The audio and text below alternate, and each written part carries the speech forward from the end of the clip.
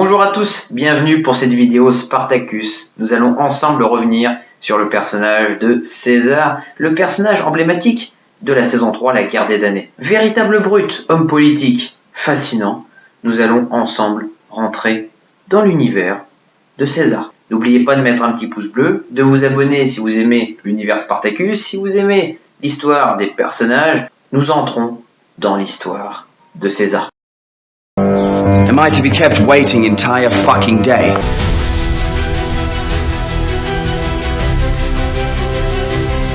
In honor of the glory of Rome!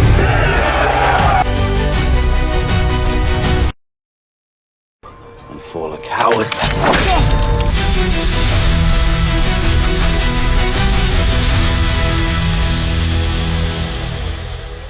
Les Romains sont toujours les plus méprisants et antipathiques dans Spartacus.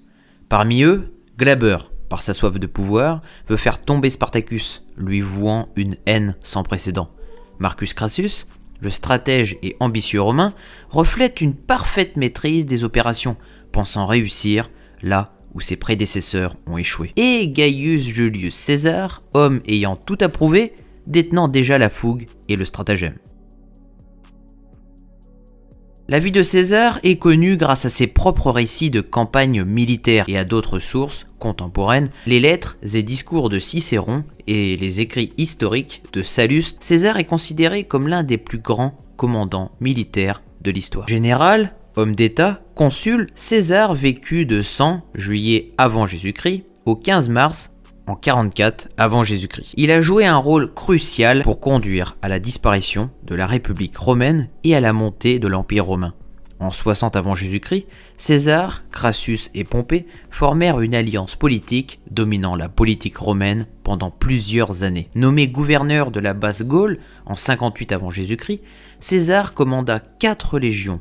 En quête de richesse et de gloire, César utilisa ces légions pour commencer une conquête de l'ensemble de la Gaule. Achevé en 51 avant Jésus-Christ, étendit le territoire de Rome à la Manche et au Rhin. Au cours de ses nombreuses victoires sur les peuples composant la France, la Belgique et l'Allemagne actuelle, César prouva son génie par sa stratégie militaire. Le Sénat, craignant sa toute-puissance, ordonna à César de renoncer à son commandement militaire et de retourner à Rome. César refusa et marqua son défi en 49 avant Jésus-Christ, en franchissant le Rubicon avec une légion, entrant illégalement sur le territoire romain sous les armes. Une guerre civile s'ensuit, dont il sortit comme le chef incontesté de Rome, après des victoires contre Pompée et Catone le Jeune. Lançant un programme de réforme sociale et gouvernementale, notamment la création du calendrier julien, César centralise la bureaucratie de la République, proclamé dictateur à vie. Les conflits politiques sous-jacents n'étant guère résolus vers le 15 mars de l'an 44 avant Jésus-Christ, César fut assassiné par un groupe de sénateurs dirigé par Marcus Junius Brutus. Une nouvelle série de guerres civiles éclata et le gouvernement constitutionnel de la République ne fut jamais rétabli. L'héritier adoptif de César, Octave, connu plus tard sous le nom d'Auguste, accéda au pouvoir et l'ère de l'Empire romain commença. Au moment de la guerre, César servait dans un poste militaire sous le nom de tribun militaire. César étant officier militaire au sein d'une légion au moment de la guerre civile, il a activement servi pendant la guerre. Historiquement, César n'a jamais croisé Spartacus, mort en 71 avant Jésus-Christ. Interprété par Todd Lassens, nous allons aujourd'hui retracer l'histoire de César, le loup. Le loup était un symbole traditionnel de la ville de Rome. Selon la mythologie romaine, un loup a trouvé et élevé le garçon orphelin Romulus, le fondateur de Rome, et son frère Rémus. Blond, musclé, de carrure imposante, parfait séducteur, orateur et manipulateur narcissique, César détourne les codes de bonne conduite. Contrairement à ses semblables romains, rasés aux cheveux courts, César est barbu, portant de longs cheveux depuis sa dernière campagne militaire. Dès les premières minutes de son arrivée dans la série, son apparence animale et bestiale est déjà mise en avant. Habile à l'esprit malin, s'ouvrant aux défis, César est l'ambitieux romain, souhaitant évoluer avec une grande et prestigieuse carrière politique. Impitoyable et sanguin, César est le jeune perfide romain ne laissant aucune faille chez lui. Manipulateur et surdoué, Sur les champs de bataille, il est prêt à tuer un de ses soldats par colère ou de sang-froid. Toutefois, César fera preuve d'empathie, touché émotionnellement parlant, lors de sa vision à Sinuessa in Valley, observant des femmes romaines souffrir atrocement. Ne cessant de grimper dans son ascension guerrière, César est un redoutable combattant. Son instinct animal prendra parfois le dessus dans ses actions, notamment chez les rebelles, voulant prendre Sinuessa in Valley, se faisant passer pour l'un d'entre eux, libre, adoptant le comportement du loup, destructeur et féroce. Patriote envers Rome, César partage de nombreuses valeurs avec son allié Crassus. Par exemple, ne jamais sous-estimer son adversaire. César a le don d'agacer Tiberius. Se moquant du jeune homme, César attise la haine et la vulgarité du Romain. Présenté dès le début tel une brute par son arrivée chez Crassus, violentant ses gardes, César est le stratège et malicieux, ne vivant que pour la victoire. Rusé, César se sert des faiblesses de ses ennemis, pouvant ainsi les surpasser aisément. Imperturbable rebelle, il est issu d'une grande lignée. Bon vivant, sa passion pour les femmes se fait sentir. Entre esclave personnel et ses vues sur Corée, oui, disons-le, César est un libertin. En attente de rencontrer Crassus, César est dominé par l'impatience, le rongeant de l'intérieur. Sur le départ, il laisse sa colère lui passer devant et agresse la garde personnelle de Crassus. Après s'être calmé, Crassus et lui discutent paisiblement à propos de la richesse de Crassus. Prenant un temps de détente dans les bains, César ordonne à une esclave de le raser, et cette dernière, gênée, refuse. Corée intervient, prévenant César qu'il doit conserver sa barbe sur ordre de Crassus. César en profite et se rapproche de Corée, arrêté par Crassus, la protégeant. Spartacus, connaissant les tactiques romaines, César y voit l'occasion de retourner à son avantage une situation complexe. César est enjoué de diriger Tiberius, servant sous ses ordres. Ce dernier sera nommé son second, l'agaçant au plus haut point. Les Romains sont informés de la prise de la cité Sinuessa par Spartacus. La garde crie ces mots, parlant de cette action. Spartacus est le porteur de mort. Curieux, César répond au soldat « Tu dois être fortement habile, tu as survécu ». César le tue par sa lâcheté, lui transperçant la tête par son glaive.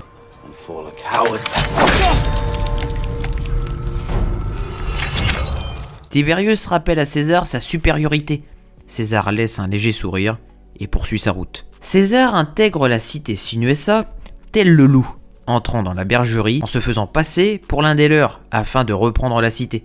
Il se trouve le pseudonyme Lyciscus, ancien pasteur. En tuant un autre Romain, César prouve sa loyauté d'entrée de jeu.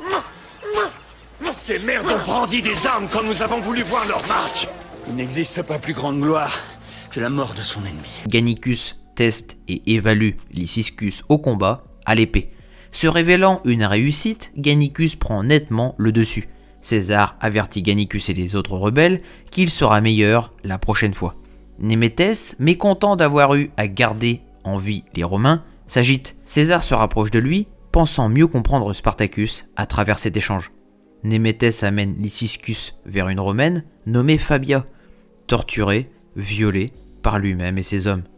Néméthès la pousse à l'épreuve, le laissant seul dans l'objectif de s'amuser avec cette dernière. Seul à seul, César révèle son identité à la jeune femme, dans le but d'apaiser les souffrances de cette pauvre femme. Il essaye de la convaincre de tenir encore un peu avant sa libération par les Romains, mais la douleur de Fabia est trop grande. Lui demandant de mettre fin à ses souffrances, c'est avec un acte de miséricorde qu'il l'achève.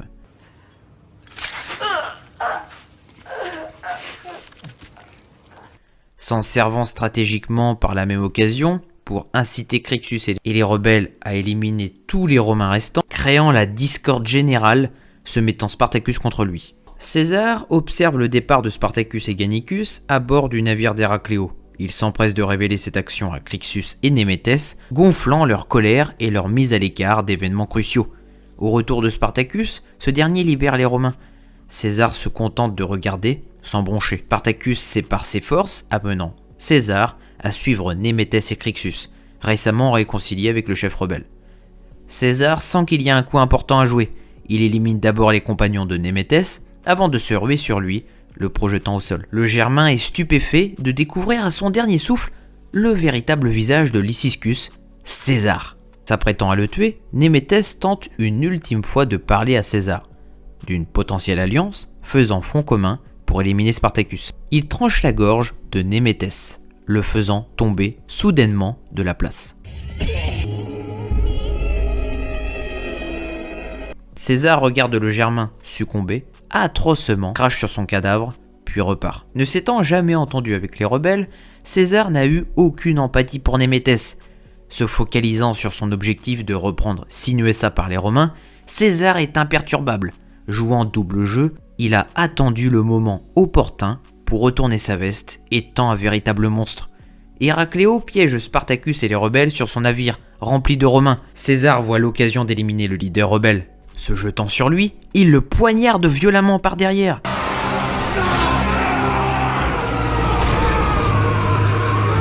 César amène directement des soldats avec lui, dans le but d'ouvrir les portes et libérer la ville. Le combat éclate, avec Donard, Saxa et Agron. Il combat royalement Agron avant que les rebelles bloquent les portes en coupant la corde. César jette de la poix sur la porte tout en y mettant le feu. 3 rebelles se dressent sur lui. Vaincus puis jetés au sol, les rebelles se moquent d'abord du Romain avant l'écrasant coup de bélier de Crassus détruisant les portes de la cité.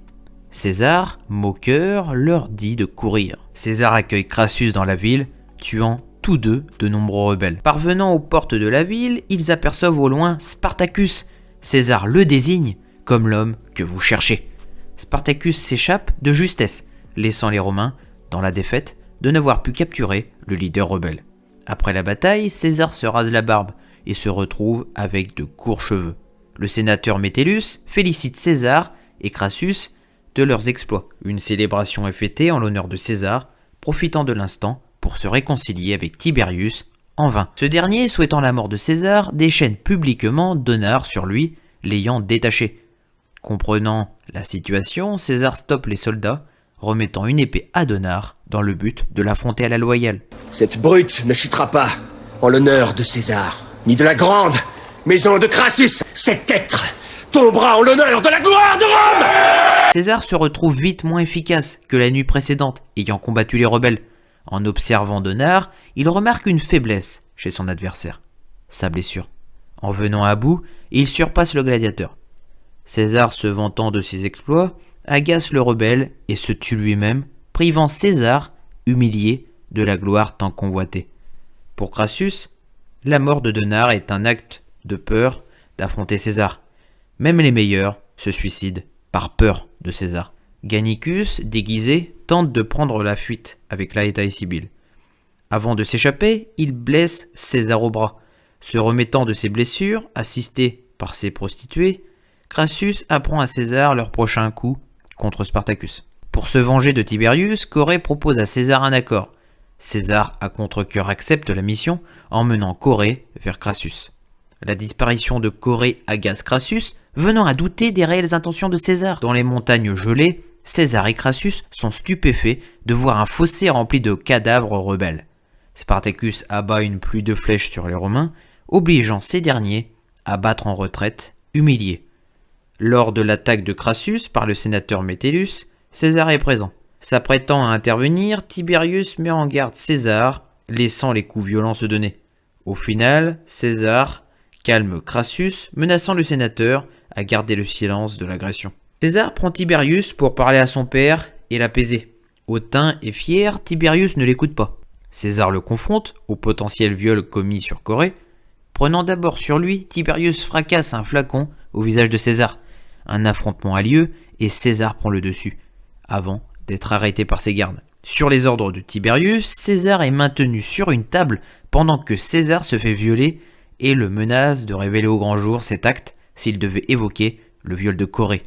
Incapable de monter à cheval durant la guerre de Crixus, César tue de nombreux rebelles, dont Brictius. Sur le point de combattre Agron, Tiberius lui passe devant et abat le gladiateur. César affronte Crixus, le blessant au combat. Le Gaulois surpasse César dans un féroce combat. Sur le point de tuer César, Crixus est terrassé par Tiberius, le transperçant de sa lance en arrière, abattant le Gaulois invaincu. César est en colère contre Tiberius, lui privant une nouvelle fois de victoire. César retient Névia, la condamnant à regarder Crixus se faire décapiter sous ses yeux.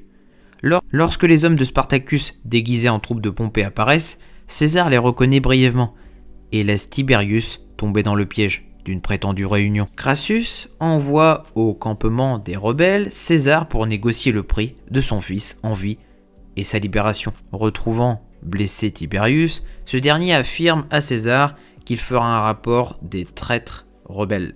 Corée tue en chemin Tiberius, proposant de l'échanger à son père. Mentant sur la mort de Tiberius, Crassus est gravement atteint. Lors de la réunion de Spartacus avec Crassus, César est réticent de laisser l'impérator seul face au chef rebelle. Au campement, Crassus confronte César sur le meurtre de son fils, car Spartacus lui a révélé apparemment qu'il aurait été tué par une femme vengeresse, alors qu'il avait accusé un vieil homme comme responsable. Corée avoue son crime. César retient la main de Crassus, voulant l'éliminer, et la défend, lui avouant les véritables actions de Tiberius. Dans l'ultime bataille, César combat aux côtés de Crassus. César est stupéfait de voir comment l'impérator veut la victoire, étant prêt à projeter des tirs de catapulte, condamnant leurs soldats par la même occasion. César est envoyé à l'arrière pour contrer l'attaque de Gannicus, ordonnant un mur de boucliers à ses soldats, piégeant les troupes rebelles. Affaibli, César tue Nevia sans difficulté. Gannicus, bloqué par le mur de boucliers, s'épuise dans des coups inutiles. Par le dos de son épée, Gannicus est assommé. Après la victoire des rebelles, César admire la crucifixion des rebelles, dont Gannicus est Corée. L'arrivée de Pompée laisse César sous le choc. Stupéfait, s'attribuant seul les mérites de victoire. Le laissant repartir, Crassus et César prennent tous deux un long chemin, dans le but de construire leur premier triumvirat. Crassus a accepté de payer les dettes de César, le prenant en contrepartie avec lui pour éliminer la menace de Spartacus. Ils élaborent ensemble un plan pour infiltrer les rebelles. César, emblème du clan de Julie, Crassus incarne la richesse et soutient les finances de César. Sur le plan historique, la femme de Crassus fut l'une des amantes de César. Crassus finit par accepter la liaison pour continuer ses activités avec son allié, n'entachant rien à leur relation.